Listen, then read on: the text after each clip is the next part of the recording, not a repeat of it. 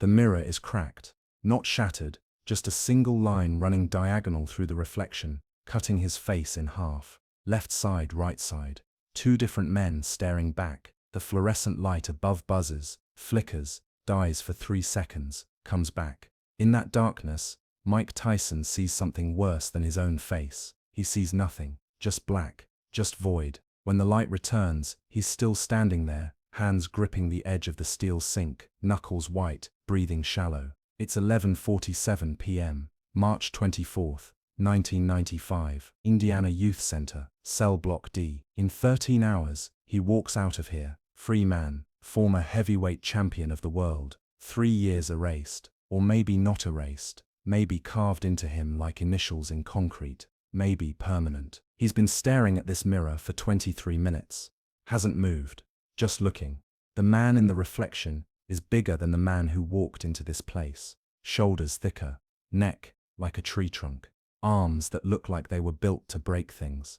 3 years of nothing but push-ups, sit-ups, reading, thinking, lifting, shadowboxing in a space smaller than most people's bathrooms. The body got stronger, the mind got louder. Too loud, way too loud.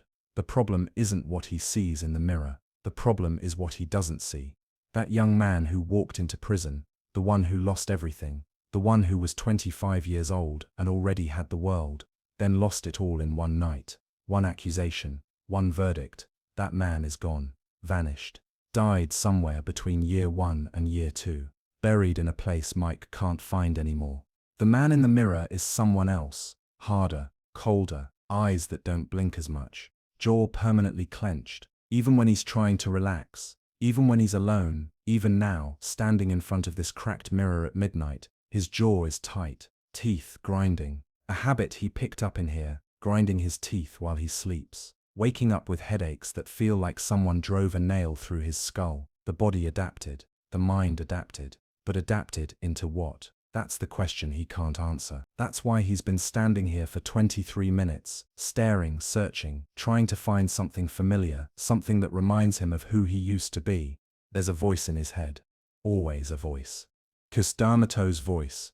Been dead for 8 years but still louder than any living person Mike knows. Cus would say, the fight is won or lost, far away from witnesses, behind the lines, in the gym, and out there on the road, long before I dance under those lights. Mike used to believe that, used to let those words fuel him, guide him, shape him, but Cus isn't here, hasn't been here, and Mike's been fighting in a different kind of ring.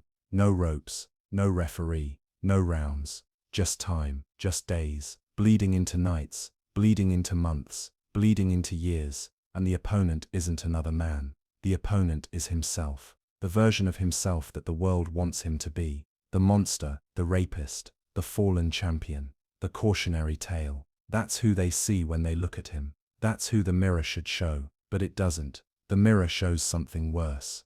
A stranger. Tomorrow he walks out, cameras everywhere, reporters shouting questions. Mike, how do you feel? Mike, are you still a fighter? Mike, what's next? Mike, do you have anything to say to your victim? Questions designed to cut, to provoke, to get a reaction. They want the monster. They want him to snarl, to threaten, to prove them right, give them headlines, give them content, give them the villain they need. But Mike isn't sure what he's going to give them, isn't sure what he has left to give. The old Mike, the one before prison, that Mike had had a father figure, had someone to channel the rage, the fear, the chaos, someone to turn the beast into a boxer. The old Mike had discipline, had structure, had a purpose, destroy opponents, win titles, prove everyone wrong. That Mike had something to fight for. This Mike, the one in the mirror, doesn't know what he's fighting for anymore. Redemption. The world doesn't believe in redemption for men like him. Money, he'll make money. The fight game needs him. Don King already has a deal lined up. Peter McNeely, August, MGM Grand, millions of dollars. Millions of people watching. The comeback. The return of Iron Mike. The resurrection. That's the narrative they're selling. But Mike isn't sure he's coming back. Maybe he's just leaving. Maybe there's a difference.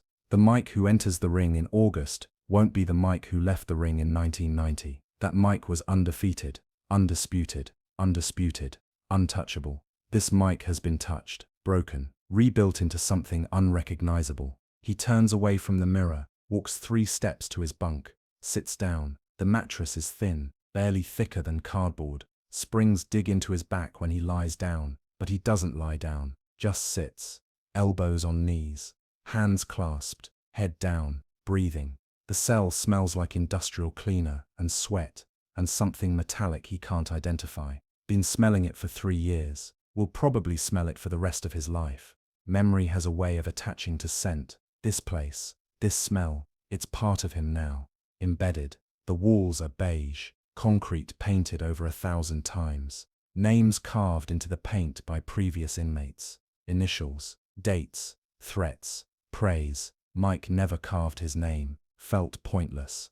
Everyone knows he's here. There's a photo taped to the wall next to his bunk. Cus D'Amato, black and white, old. Cus in a suit, glasses, that half smile he used to give when he knew something you didn't.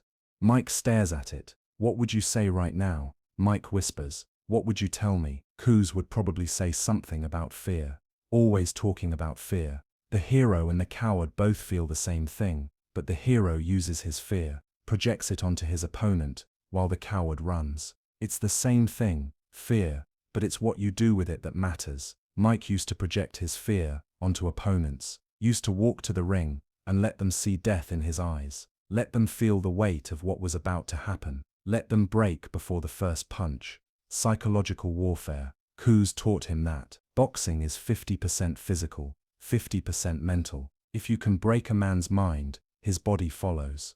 But who's the opponent now? Who's the man Mike needs to break? The guy in the mirror, that's the opponent. That stranger with the dead eyes and the clenched jaw and the body built for violence. That's the man Mike needs to fight. Because tomorrow, when he walks out of here, the world expects Iron Mike Tyson, the baddest man on the planet. The destroyer, the beast. They expect him to roar. They expect him to dominate. They expect the old Mike, but the old Mike is gone. And this new Mike doesn't know how to roar, only knows how to grind his teeth and stare at mirrors and ask questions that have no answers. The buzzer sounds. Lights out. The fluorescent bulb above his head clicks off. The cell goes dark except for the faint glow from the hallway. Mike lies down, stares at the ceiling, doesn't close his eyes. Sleep feels dangerous. Dreams feel worse. In his dreams he's still the champion, still 21 years old, still standing over Trevor Berbick while the referee waves his arms and the crowd explodes and Cus is in the corner, crying, because the prophecy came true. The kid from Brownsville, the kid everyone gave up on, the kid from the streets, from the group homes, from the juvenile detention centers. That kid became the youngest heavyweight champion in history. That dream feels real, feels closer than this cell, closer than tomorrow, closer than freedom. But then he wakes up, and he's 30, and Cus is dead, and the title is gone, and the dream is just a memory, just a ghost, just a reminder of what was, and what can never be again. Because even if Mike wins every fight from here on out, even if he reclaims the title, even if he knocks out every opponent in the first round for the next 10 years, he'll never be that kid again. Never be the kid Cus raised. Never be the kid who believed in something bigger than himself. That innocence, that purity of purpose,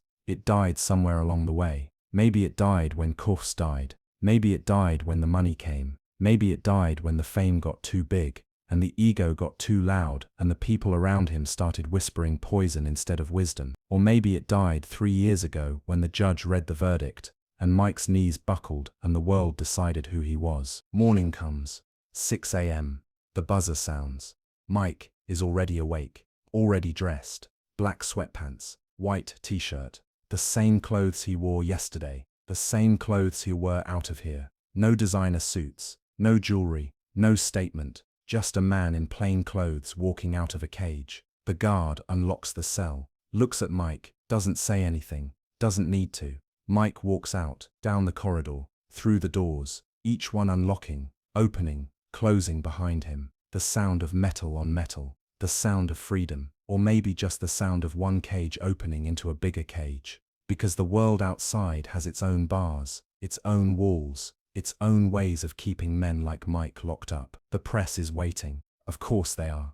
Cameras, microphones, lights, 100 people packed into a space meant for 50. Mike walks through the door, and the noise hits him like a physical thing. Shouting, questions overlapping. Mike, over here. Mike, how does it feel? Mike, are you still the baddest man on the planet?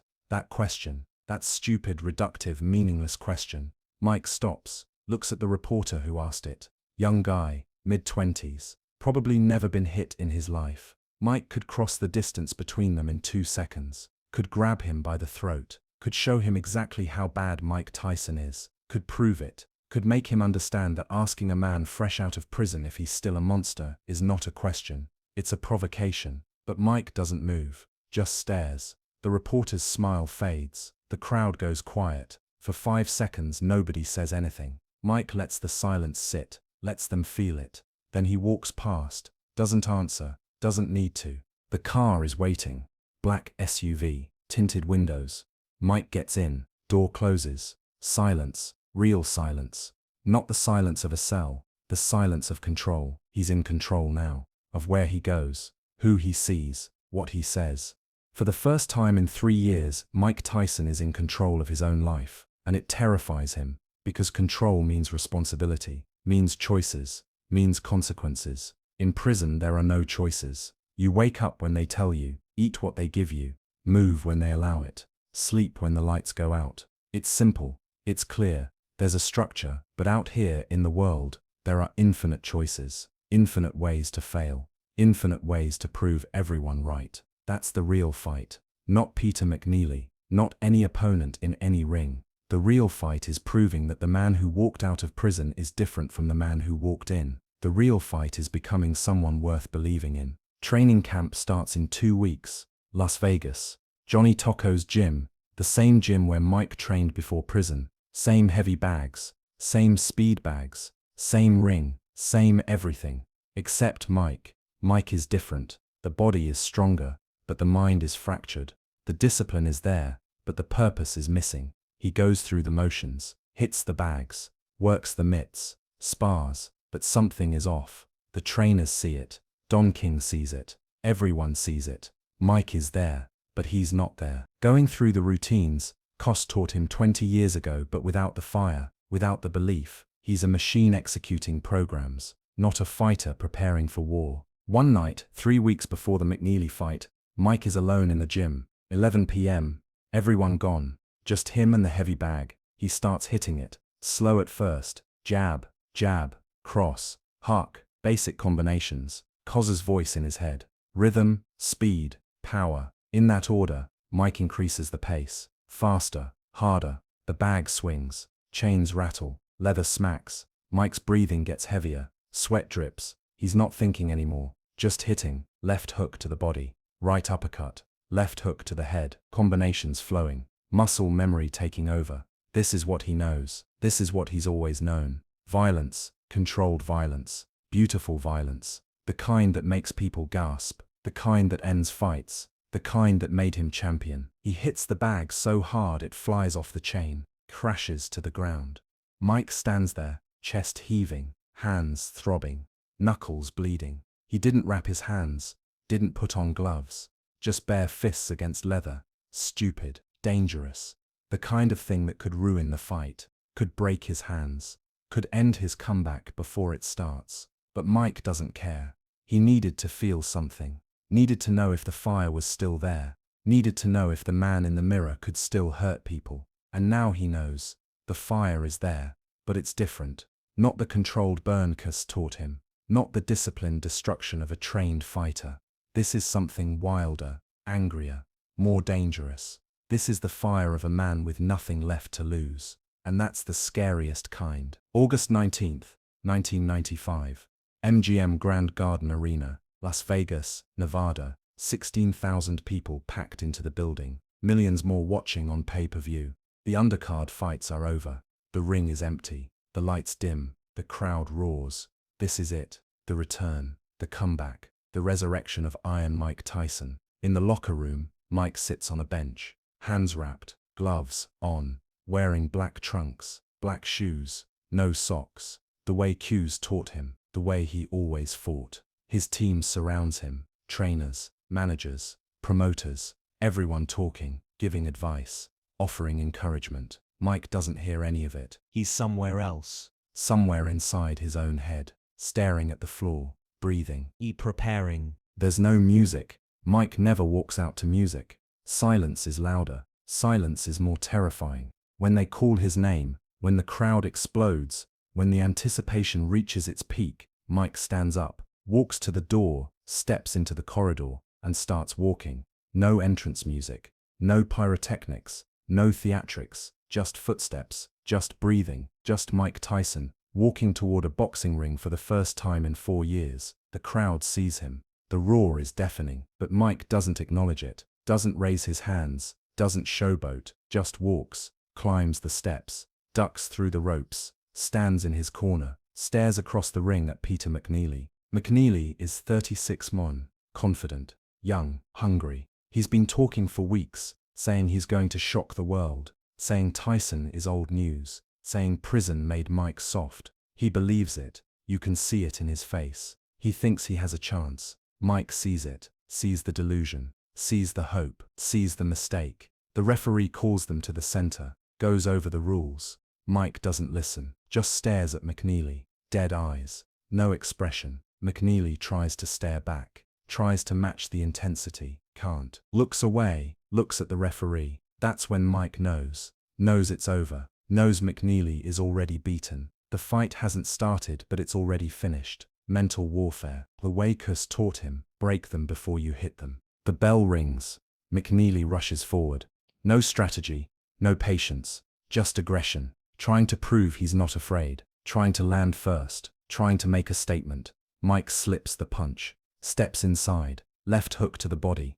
McNeely's air exits, not all of it, just enough. Enough to slow him down, enough to make him think. Mike doesn't give him time to think. Right uppercut, clean, catches McNeely on the chin. His head snaps back, eyes glaze, legs wobble. He doesn't fall, stays on his feet. Heart keeping him up, pride keeping him up, stupidity keeping him up. Mike doesn't respect it, doesn't admire it, just sees a target, sees an opponent who doesn't know he's already finished. Mike throws a combination. Jabal, left hook, right cross. 4 punches in less than 2 seconds. McNeely tries to cover up, tries to block. Can't. The punches are too fast, too precise, too powerful. The left hook lands flush on his temple. His legs give out. He stumbles backward, into the ropes. The ropes hold him up. Referee steps in, starts the count. McNeely's trainer, Vinny Vecchione, climbs onto the apron, protests, says it's too early, says his fighter can continue. Referee waves him off. McNeely gets up, says he's fine, says he can fight. Referee looks at his eyes, sees the glaze, sees the damage, lets it continue. Bell hasn't even rung. They're still in the first round.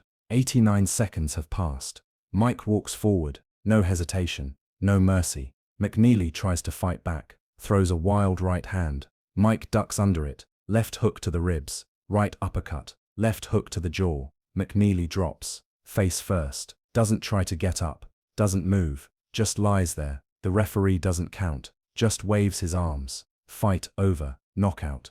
89 seconds. The crowd explodes, screaming, chanting, Mike, Mike, Mike, Mike. The announcers are losing their minds. He's back. Iron Mike is back. But Mike doesn't celebrate, doesn't raise his arms, doesn't smile, just stands there in the center of the ring, breathing, staring at McNeely's body on the canvas, feeling nothing. They raise his hand, declare him the winner. The crowd roars, but Mike feels empty. He just knocked out a man in 89 seconds, proved he's still dangerous, proved prison didn't break him, proved he's still Iron Mike Tyson. But it doesn't feel like a victory, feels like going through motions, feels like playing a role, feels like being the monster everyone expects him to be. In the locker room after the fight, Mike sits alone. Everyone else is celebrating. Champagne, cigars, laughter. Mike just sits, hands still wrapped, gloves still on, staring at the wall. Someone asks if he's okay. Mike doesn't answer, just sits.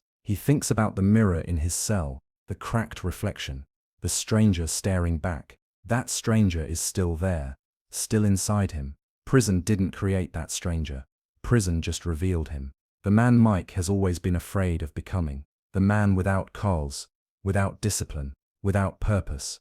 Just raw power, just violence, just a beast in a cage, and tonight he let that beast out, let it destroy Peter McNeely in 89 seconds, prove to the world that Iron Mike Tyson is back. But Mike knows the truth. Iron Mike Tyson never left. He was always there, always waiting, always hungry. The question isn't whether Mike can still fight. The question is whether Mike can still control what he becomes when he fights. Years later, Mike will talk about this night, will say it was the beginning of the end, not the end of his career, the end of himself, the version of himself he thought he could save. He'll say prison changed him in ways he didn't understand until it was too late, made him harder, colder, more efficient at violence but less human. He'll say the man who walked out of prison wasn't the man who walked in, and the man who fought Peter McNeely wasn't even the man who walked out, just a weapon, just a tool, just a monster doing what monsters do. And the saddest part, the world loved it, cheered for it, paid millions to see it, because that's what they wanted. Not Mike Tyson the man, Mike Tyson the myth, Mike Tyson the myth, Mike Tyson the destroyer, and Mike gave them what they wanted, because he didn't know how to give them anything else. The mirror doesn't lie, it shows you who you are, not who you want to be, not who you pretend to be, who you actually are. And that night in his cell, the night before he walked out of prison, Mike saw the truth, saw the man he had become, the man he would always be, and he couldn't look away, couldn't pretend, couldn't lie to himself anymore. The stranger in the mirror was him, always was, always would be, and tomorrow and every day after, he'd have to live with that, have to be that, have to carry that weight. Because freedom isn't walking out of a cell, freedom is being able to look in a mirror and recognize the person staring back. And Mike Tyson lost that freedom a long time ago. Maybe before prison, maybe before cousin died, maybe before he ever threw a punch, maybe he never had it at all, maybe the mirror was always cracked, maybe the reflection was always split. Two men, one body, and the fight between them would last longer than any fight in any ring. That's the fight Mike didn't win. That's the fight nobody wins. That's the fight that defines what it means to be human. And on August 19th, 1995, 89 seconds into his comeback, the world saw Mike Tyson win a fight, but Mike knew better. He knew he was losing the only fight that mattered.